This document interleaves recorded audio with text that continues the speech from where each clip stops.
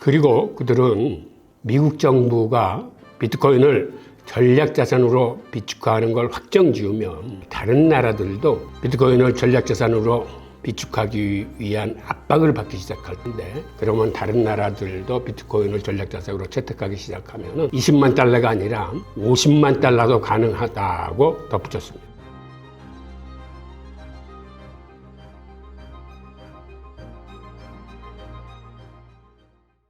안녕하세요, 홍익입니다. 오늘은 2025년 올해의 가상자산 전망에 대해서 알아보는 시간을 갖겠습니다. 우선 크게 두 가지를 준비했습니다. 하나는 비트와이즈 자산운용사의 전망 예측 보고서를 준비했고요. 또 하나는 유명한 전문지인 포브스.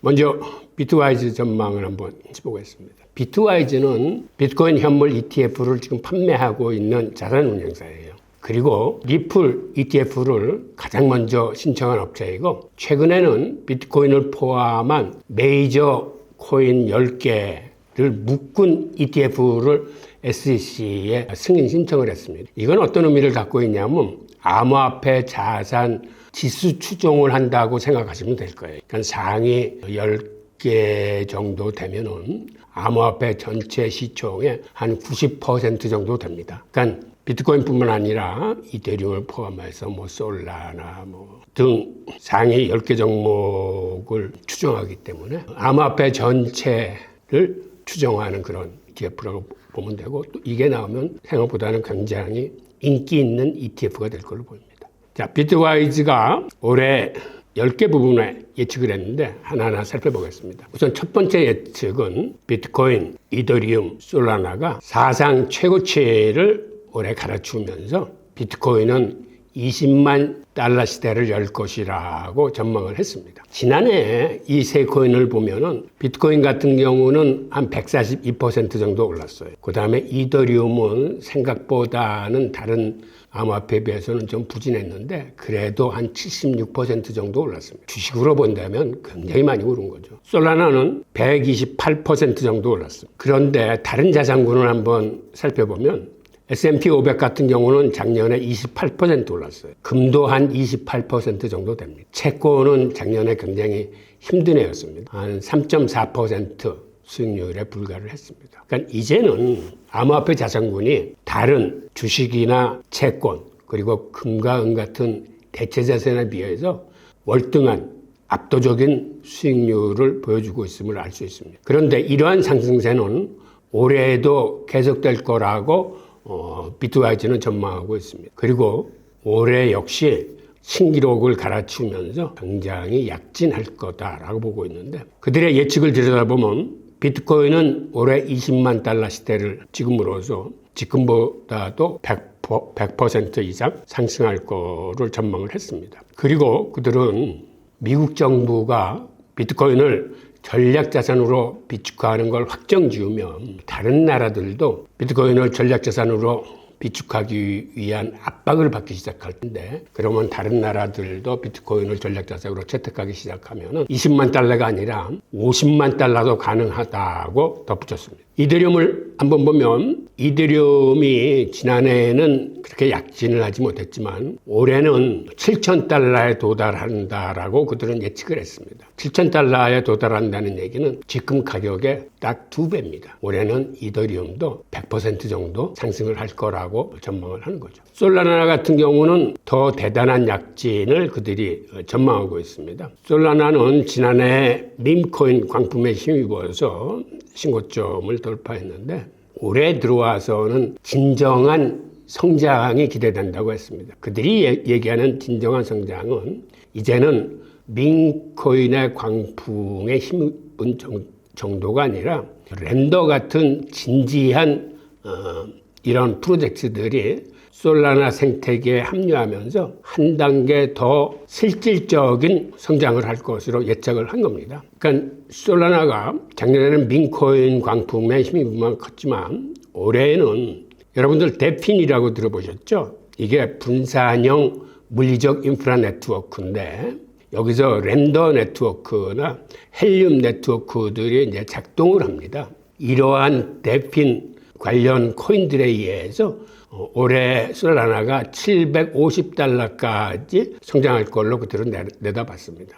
$750면 지금 가격의 3배 정도 됩니다. 지금 한 250불 내외에서 움직이고 있기 때문에 솔라나는 지금 가격보다도 200% 이상 성장할 거라고 봐서 여기다 가장 큰 성장률을 줬네요. 그런데 그들이 이렇게 상승을 예측하는 그 주요 이유들을 살펴보면 먼저 여태까지는 암호화폐를 사실은 개인들이 주도해 왔었는데 지난해 ETF 현물 비트코인 현물 ETF가 나오면서 이제는 기관들의 참여가 많아졌습니다. 그리고 올해는 다른 코인들 예를 들어서 리플이나 솔라나나 혹은 비트코인과 이더리움을 합한 ETF 더 나아가서 한 5개 정도를 묶은 ETF 심지어는 10개 정도를 묶은 ETF 등이 나오면서 앞으로는 ETF를 통한 이 암호화폐 시장이 굉장히 큰 비약적인 성장을 그들은 예측하면서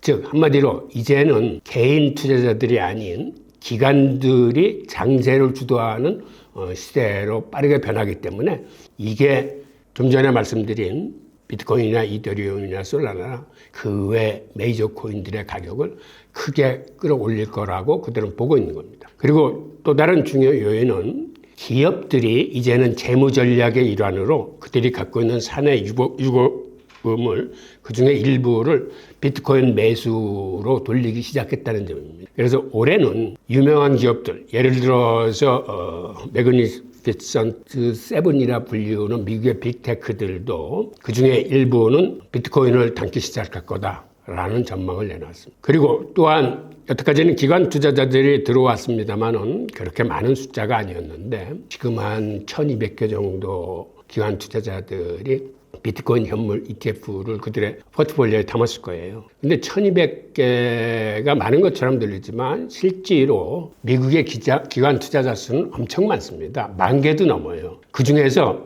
$1억 이상의 자산을 운영하는 기관 투자자 수만 해도 7,000개가 넘습니다. 그러니까 지금의 1200개라는 숫자는 극히 많은 숫자가 아니고 그리고 그들은 아직 입질 단계이기 때문에 그들의 투자 포트폴리오의 1% 내지 2% 정도를 담고 있는데 앞으로는 그게 확대되면서 그런 대형 금융사들의 투자가 이제 확대될 것이라는 이런 기대가 또 장을 달굴 거라고 그들은 보고 있는 겁니다. 그리고 가장 중요한 거는 미국이 트럼프의 공약대로 올해 비트코인을 그들의 전략자산으로 비축하겠다는 그 법안을 통과시켜서 실행에 들어갈 것이냐가 가장 주목되는 관심 포인트입니다. 이 미국 정부가 이거를 담기 시작하면 이제는 개인에서 기관으로 그리고 기업으로 심지어는 나라 단위로 비트코인을 담기 시작하는 겁니다. 그래서 이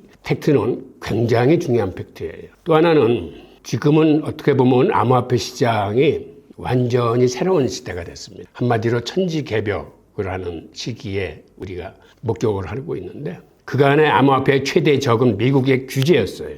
그런데 트럼프가 나오면서 이게 어떻게 바뀌었습니까? 완전히 친암호화폐 정책으로 바뀌었을 뿐만 아니라 공화당과 민주당도 친암호화폐 성향 의원들이 이제는 더 많아졌습니다. 예전에 공화당은 친암호화폐고 민주당은 반암호화폐 성향을 가졌는데 이제는 민주당조차도 과반수의 의원들이 친암호화폐 성향을 가지고 이번에 총선에서 당선됐기 때문에 상원, 하원 할 거 없이 친암호화폐 성향의 의원들이 이제 더 많습니다. 그러니까 행정부만 바뀐 게 아니라 법을 발의하는 입법부도 바뀌었기 때문에 과거의 규제 일변도의 이런 법이 아니고 앞으로는 친암호화폐 성향의 법들이 발의되고 제정이 될 겁니다. 그리고 또 하나는 여러분들이 잘 아시는 이제 반감기에 의한 기대치가 지금 상승하고 있다는 얘기입니다. 그리고 또 하나 최근에 암호화폐 시장을 달구는 놀라운 기술의 하나가 레이어 2인데 특히 솔라나 생태계의 레이어 2의 활동이 대단합니다. 그리고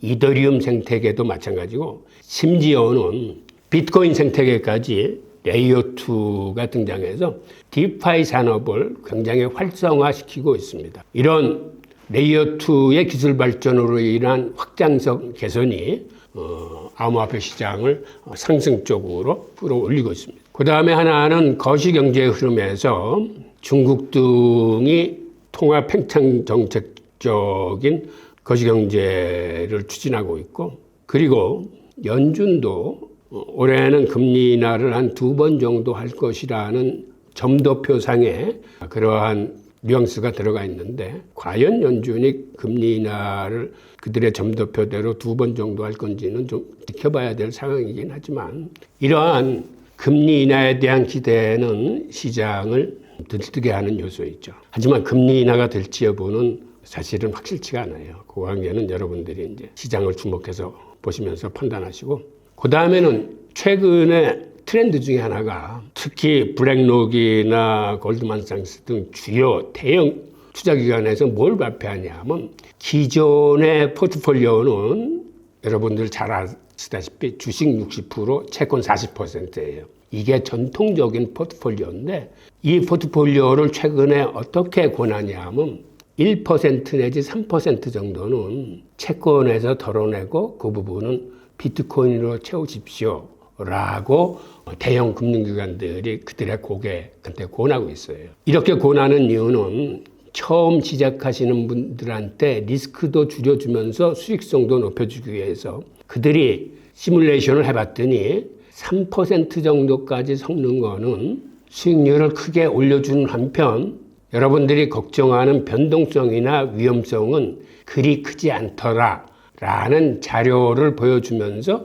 고객들한테 한 2, 3% 정도는 비트코인으로 갈아타세요 라고 권하고 있습니다. 블랙록 같은 경우는 좀 보수적으로 2%를 담으라고 하고 있고, 다른 금융기관들은 한 3%까지 담으라는 이런 얘기를 하는데, 이게 앞으로는 전통 포트폴리오의 새로운 기준으로 자리 잡을 가능성이 있습니다. 이렇게 되면 주식하던 사람들이 이제는 그들의 포트폴리오에 비트코인이나 암호화폐를 담게 되는 거죠. 이러한 여러 요인들이 올해 시장을 상승시키는 요인들로 그들은 거론했습니다. 자, 두 번째 예측입니다. 올해 비트코인 ETF의 자금 유입 규모가 지난해를 뛰어넘는 규모가 될 것이다 라고 예측을 했습니다. 내용을 들여다보면 지난해 비트코인 현물 ETF가 첫 선을 보였을 때 많은 전문가들은 한 50억 달러 내지 150억 달러 정도의 자금이 유입될 것이다 라고 전망했는데, 딱 뚜껑을 열고 보니까 이건 6개월도 안 돼서 예상치를 훨씬 뛰어넘었습니다. 그리고 자그마치 336억 달러가 지난해 유입이 됐습니다. 그런데 올해는 이보다 더 많은 자금이 들어올 거라고 비트와이즈는 전망하고 있습니다. 그 이유를 설명을 했는데, 보통 대부분의 ETF는 첫 해에 가장 저조하다고 그럽니다.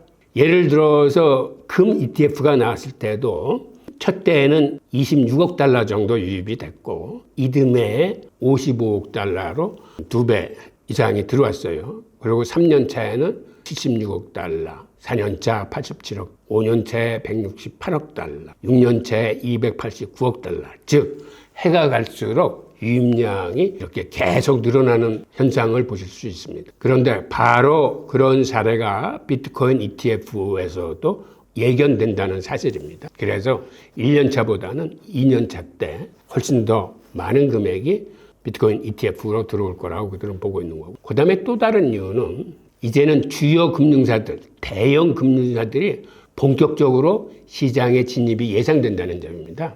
예를 들어서 모건 스탠리나 메릴 린치나 뱅크 오브 아메리카, 웰스파고 등 이런 세계 최대 규모의 금융사들이 아직은 여기에 본격적인 참여를 하지 않고 있는데, 그리고 비트코인을 좀 위험자산시 해왔는데, 이제는 미국 정부의 정책도 바뀌었기 때문에 올해는 이들이 그들의 기조를 바꾸면서 아마 대규모 자금을 가지고 이 비트코인 ETF 시장에 들어오지 않을까라는 전망을 하고 있습니다. 그 다음에 세 번째 이유는 투자 비중이 점진적으로 확대될 것이다. 그래서 기본 투자가 비중 3%로 상향될 것이다 라는 얘기를 하고 있습니다. 즉, 지난해에는 비트코인 ETF의 기관들이 한 1200개사 정도가 참여했다고 그러지만 근데 그들의 입질 규모는 그렇게 크지 않았다는 거죠. 보통 전체 포트폴리오의 한 1%, 만에 2% 정도인데 올해는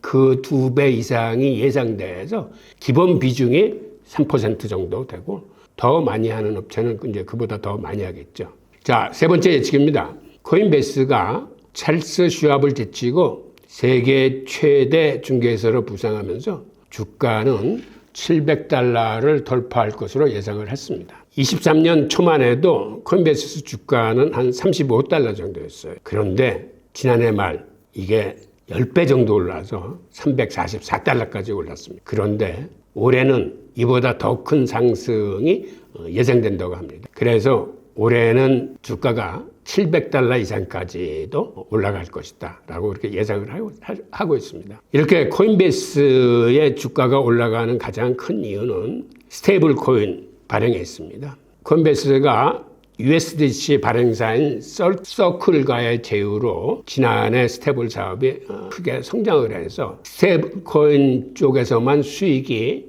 1억 6천만 달러 이상이 들어왔습니다. 즉 전년 대비 한 31% 이상 증가한 수치인데 이런 성장세가 앞으로도 계속된다는 얘기입니다. 그리고 작년에 코인베이스가 이더리움 기반 레이어 2 네트워크인 베이스를 출시를 했는데 이 베이스 네트워크의 TVL, 즉 총 예치 자산이 L2 중에서는 가장 최고로 자리 잡았다고 합니다. 그래서 지난해 분기당 수천만 달러의 수익을 창출했고 여기에 더 많은 개발자들, 사용자들, 자본이 유입되면서 이 베이스 네트워크가 앞으로도 더 커질 것으로 예상되기 때문에 이게 또한 코인베이스의 주가를 끌어올릴 것으로 보고 있습니다. 그 다음에 스테이킹과 커스터디 서비스인데요. 커스터디는 수탁 서비스를 얘기하는 겁니다. 지난해 3분기까지 이 두 사업 부분에서 5억 8,900만 달러의 수익을 올렸는데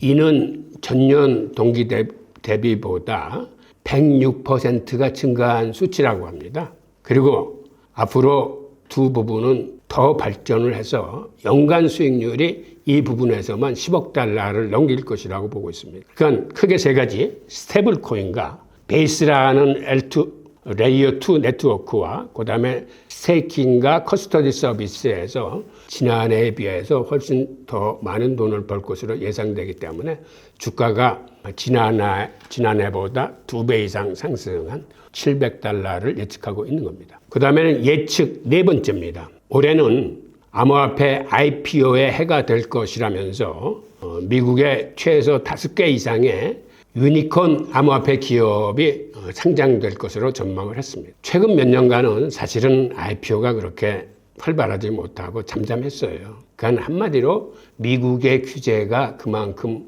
컸기 때문에 기업들이 시황이 좋지 않다라고 판단해서 상장을 안 했던 거죠. 그런데 올해는 미국 정부의 정책이 180도 바뀌면서 이제는 그간 시황을 노려보기만 했던 이런 유니콘 기업들이 본격적으로 상장을 할 것이라는 얘기입니다. 그래서 유력 후보들 5개를 골라냈는데 하나가 서클입니다. 그래서 그 USDC를 발행하는 서클이 올해 상장이 예상되고 그 다음에는 피규어, 크라켄, 앵커리지 디지털, 체이널리시스 같은 기업들이 상장이 예상되는데 이 기업들이 하나같이 유니콘이라는 얘기는 우리 돈으로 한 10조 원 정도 되는 규모가 큰 그러한 벤처 기업의 상장을 얘기하는데 이 뒤에 피규어와 크라켄 등은 제가 자료로 대할 테니까 요거는 한번 자세히 한번 읽어보세요.